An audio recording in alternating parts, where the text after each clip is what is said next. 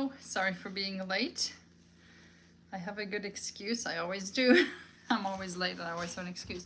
I was gonna talk today about the Wonderfold wagon.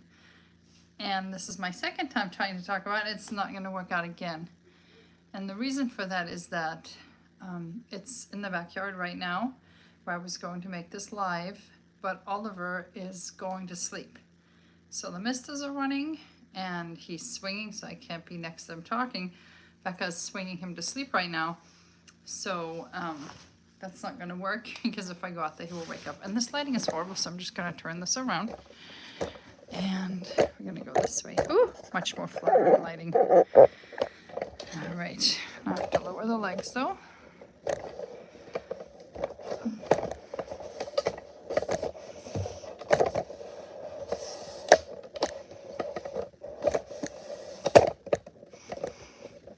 There we go. All right, let's see here. Okay, better lighting because I'm with the window looking on instead of the window being behind me. There we go. All right, so I will try to cover the Wonderfold another time. But yes, I did get the Wonderfold wagon. It was a Mother's Day gift. And it is outrageously expensive. I still feel bad about it. But I'm a mom of 12.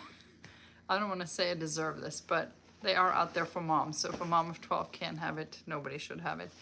No, I'm just kidding. It was just, I want to say it was a Mother's Day gift for my husband, but I'm just calling it that. Really, I asked him, hey, I'd like to get this stroller wagon. Can I get it? And he looked into it and he said, if it's what you need, order it. And it was about 2 weeks before Mother's Day, so I said, let's call it the Mother's Day gift. My husband's so nice every day of the year. We don't really celebrate Mother's Day because the kids and he are always nice. So they spoil me year round, and there's really no need to go out of the way on Mother's Day, but because it happened close to Mother's Day, I'm just calling it my Mother's Day gift. And I'll talk about it, maybe I'll talk about it on the trip, because that's why we've got it. We're going to be using it on the trip, but I will talk about that. So today, I'm going to change the topic, and I will have to change the name of this video. So I was going to cover two things. Number one, what I'm packing in the kids' carry-on bags. And number two, a safety tip for staying safe. Now, I will make a separate video about what I'm packing in the diaper bag for Oliver, because Oliver's diaper bag is going to be different from the carry-on bags.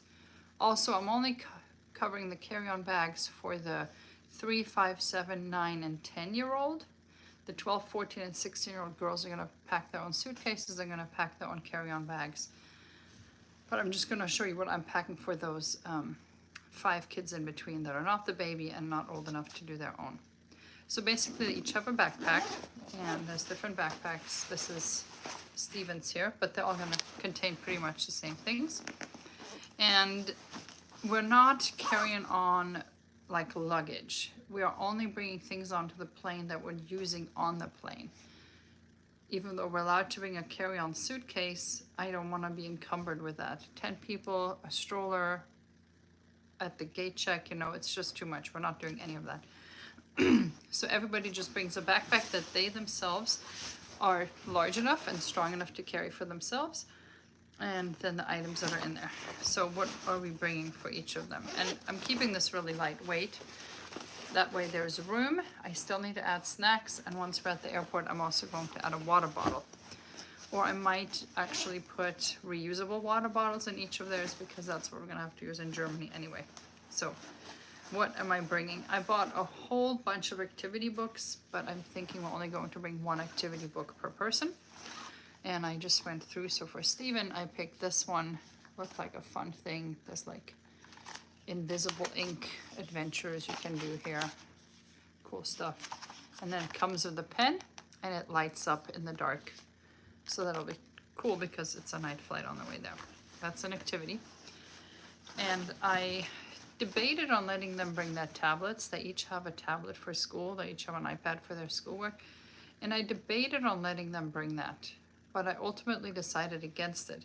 Because if I brought them, that's a lot of tablets to haul on one flight. And I didn't want them getting left behind or lost, but I also didn't want them hanging on there, not during the flight and not during the vacation itself. Now on the flight, the way they do it, the flight is optimized so that you don't get jet lagged. So we actually leave in the evening. And in the evening when we leave, they're gonna feed us dinner, and then they're gonna turn off all the lights inside the cabin, and people are supposed to sleep. And they're gonna keep it dim for about 8 hours to simulate night, and we are flying eastbound, so we're flying into the night initially. And in the morning, after about 8 hours of flight, they're gonna turn everything on, open all the window blinds and stuff, and the cabin will be light, and they will feed us breakfast.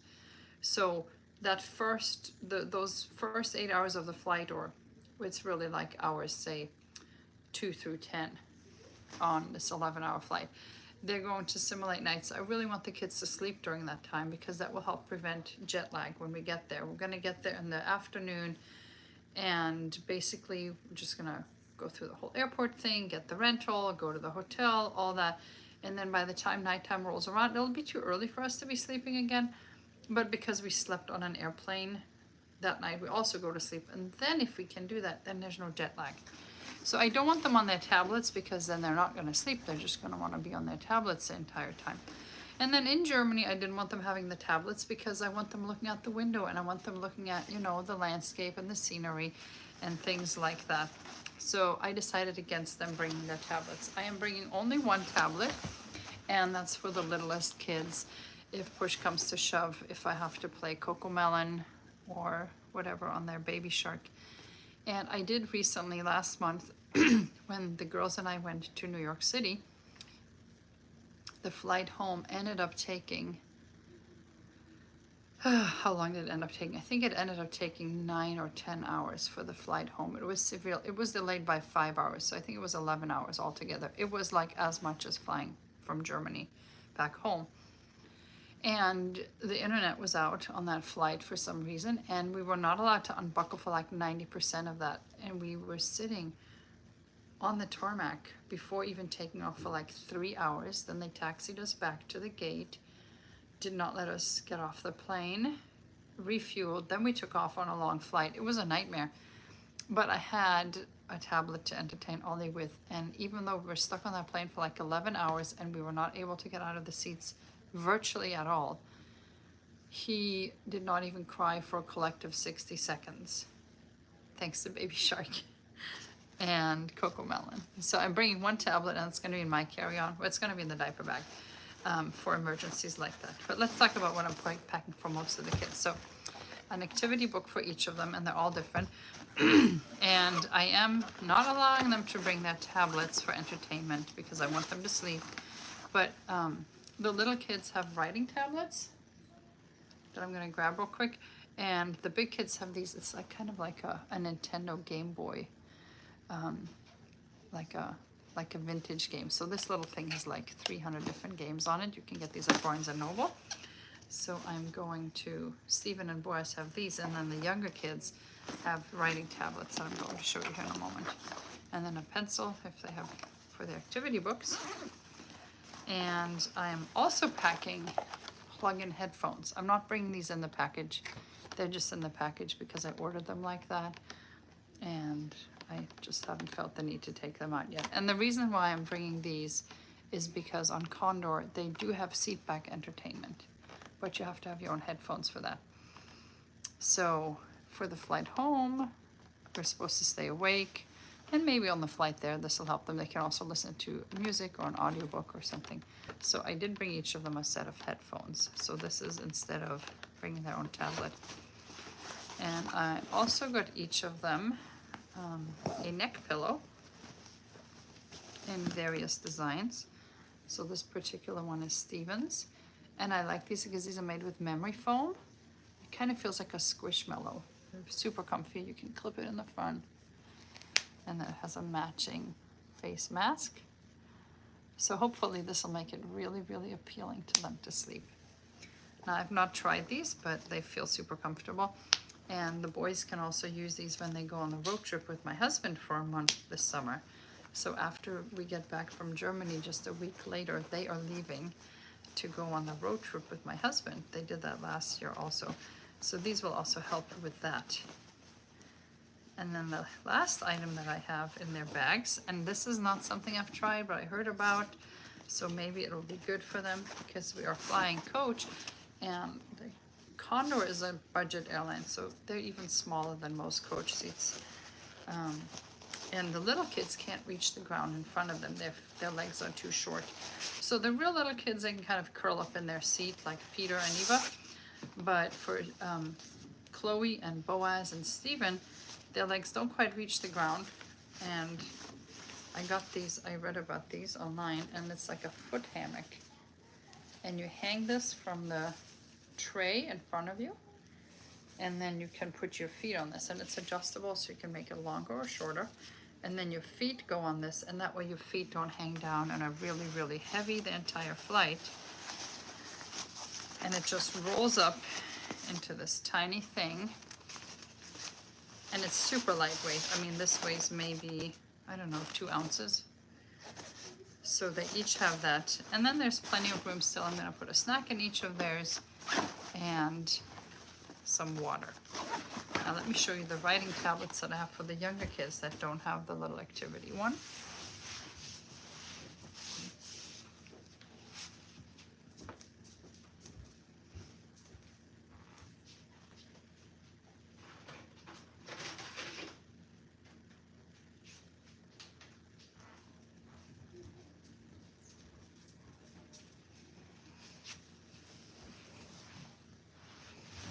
All right, so for the younger kids, I have 3 of these, so that's for Chloe and Peter and Eva. And this is kind of like an Etch-a-Sketch. I use these in church a lot. And you can draw on here. It's hard to see with the lighting. And then with the push of a button, it erases, and you can start over. And you can also lock it to where it doesn't allow you to erase. If you push the button and unlock it, and it does erase. So the little kids really like these, and these are not expensive. I got these on Amazon also, so if they get lost or left behind, it's not so bad.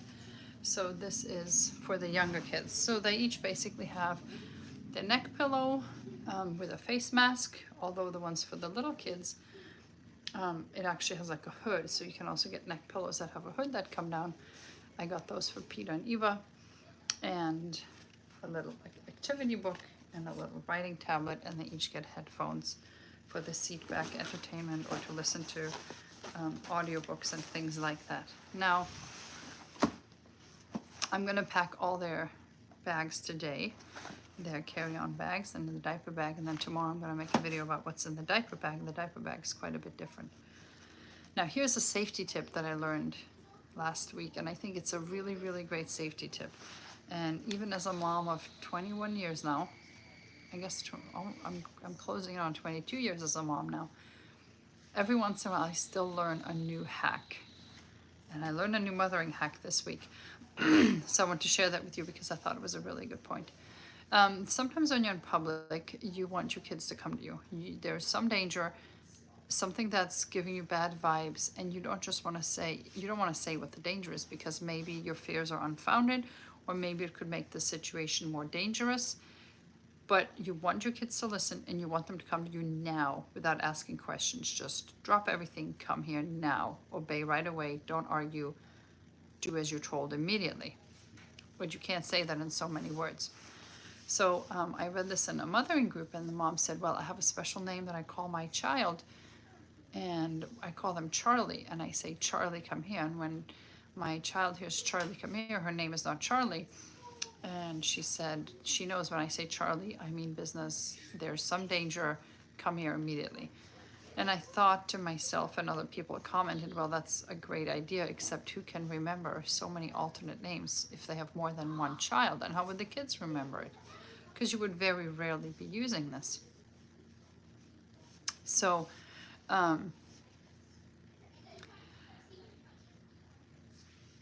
so it occurred to me that all my kids have a middle name, and we never use their middle names, but they all know their middle names. So I told them, and I explained this concept to them, and I said, if I call you by your middle name, if I say Laszlo, come here, it means don't argue, come here immediately.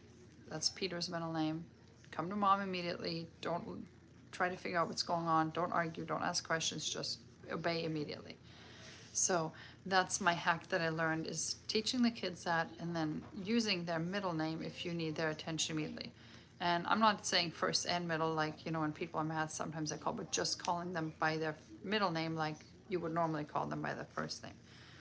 So that is my parenting hack for keeping the kids safe, even though you might not be able to. Now, this is a real factor in Germany, because I would say that on the whole, it is more dangerous than here for several factors. There's not as many Christians there in general. It is a more heathen nation, as sad as I am to say that. And people also know that we are limited in how we can defend ourselves there.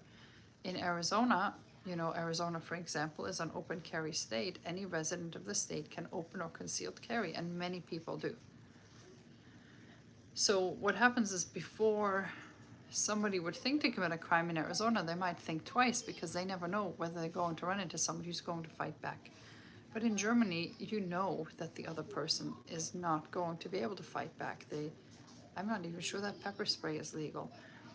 So you're a sitting duck, and everybody knows you're a sitting duck. So it's more dangerous. But they also have a huge problem with human trafficking, and more so since they have had a huge influx of immigrants from the Middle East. I don't want to say words that are going to trigger YouTube, but the violent crimes have gone through the roof ever since that happened a few years ago, with all the people seeking asylum. And it is a dangerous place. So it is important that the kids realize you need to stay close. Human trafficking is real. I mean, in Arizona, human trafficking is very real. We are so close to the Mexican border, and it is a huge problem here in the city. And that's something that we always have to be aware of and watch out for. And that is always a present danger. Oh, Sharon, that's a good point, a change of clothing. I'm definitely packing that for the little kids in the diaper bag.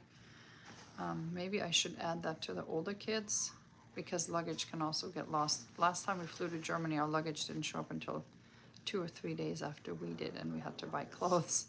So that's a good point. Thank you for mentioning that. I should add that.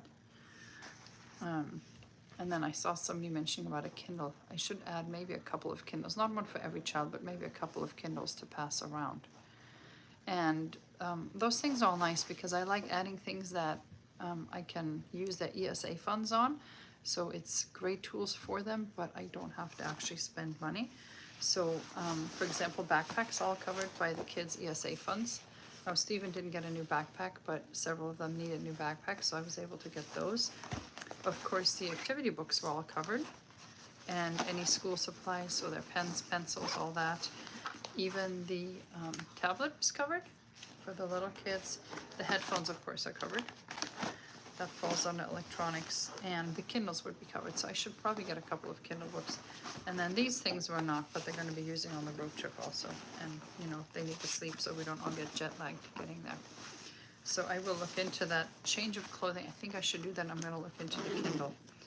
So anyway, those are my tips for today. What I put in the carry-on for the older kids, no carry-on really, just their personal item that they can take care of themselves. And tomorrow I hope to talk about what is going to be in the diaper bag, because that's going to be quite a bit different. And I will share about the products that on that New York trip, which was kind of like a trial flight, that I learned that are really helpful when traveling with a baby, because Oliver will still be a baby. He'll be 11 months old. Doesn't walk yet, so he is a babe in arms. He doesn't have his own seat. And things that I learned on that long flight home that are going to hopefully translate into working well on this flight. Anyway, thank you for joining. I hope to see you back here, hopefully tomorrow. We are leaving the house, not flying out, but leaving the house in about 48 hours. And we're going to get to the airport several hours in advance, just because I have so much luggage to check and oversized luggage to check. and things like that. That will give us time to just get everything together and not have to stress about it at the airport. I thought about checking the luggage the night before, but I don't think they allow that, and even if they did, Condor only flies 3 times a week right now out of Phoenix on those night flights, so nobody would be there the night before. They're only there I know Thursday nights and Saturday nights, and I think Tuesdays is the other day, or maybe Monday. I think it's Tuesday. I think it's Tuesday, Thursday, Saturday, so they wouldn't even be there to check the luggage early. So we're just gonna get there early on Saturday itself. So anyway, I hope you are enjoying it. The excitement is building. We are getting close to being done packing and getting all those last minute items off the to-do list. I will be sharing on Instagram also. Are They All Yours blog is my handle on Instagram. And of course also my Are They All Yours page on Facebook. You can find things on there. I shared about some other things we've done today. Anyway, thank you for joining. I hope to see you back here on the next episode.